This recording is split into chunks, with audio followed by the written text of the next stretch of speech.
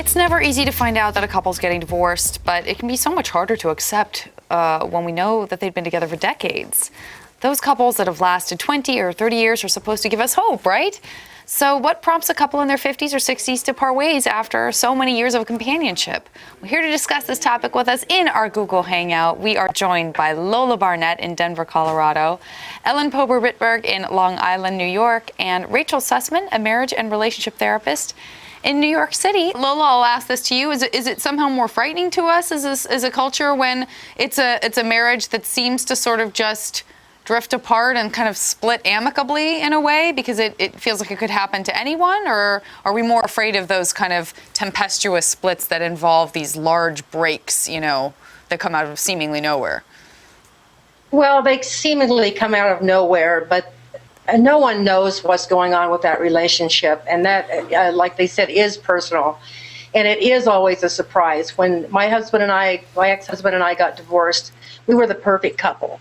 So people would say, what do we aspire to if it didn't work for you? Did you feel like you had to then manage the responses of other people, even as you were sort of trying to manage your own feelings about it? Did that put a strange responsibility on you to kind of comfort other people about your split? Somewhat. And also comforting ourselves, because it was something that I don't think ultimately we didn't want. I'll go in our specific case. I would say that we were both into recreational drugs on a regular basis. Oh, wow. And it led to a lot of bad decisions on our part, which ultimately broke down the honor and the trust and respect we had for each other. And my belief is when you don't have a strong foundation, that everything else just falls apart. And it really did. It really did. And how did your life change and sort of, blossom, if you will, after you made the decision? My life has blossomed a lot because I didn't know myself. I married young. I married at 17, had a baby at 17.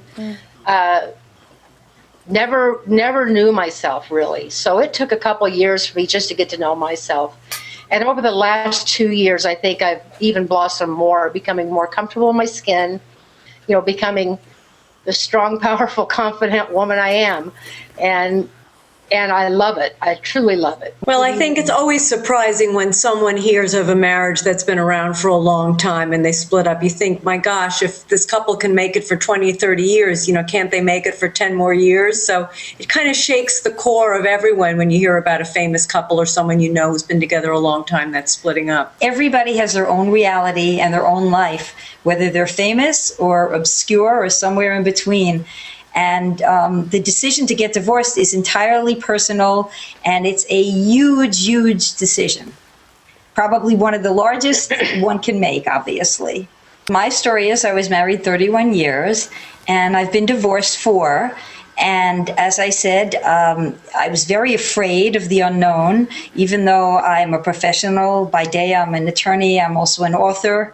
It doesn't matter. You're very scared because you don't know what your life will be like after you separate and divorce. And in my case, I wrote a book, got it published. I started to do art. I was in 2 art exhibitions. I always used to say I'm in a friend-making phase. But when you get divorced, I'm absolutely in a friend and relationship-making phase. And I almost feel as if I'm reborn in a way. I know that sounds kind of trite, but I don't even think of myself as what my chronological age is. I just feel that life has so many fabulous possibilities. I haven't given up on ultimately having a relationship. Right now, I'm not in one, but life just holds so much bounty, and I just became much more positive, I think. A lot of the research that I've read calls this gray divorce, this baby boomer divorce. We're the first generation of men and women who entered into marriage for personal fulfillment. In earlier generations, women might have married because they had no choice or to fulfill roles, to be a good wife, to be a good mother. In previous generations, even before that, it was for economic reasons.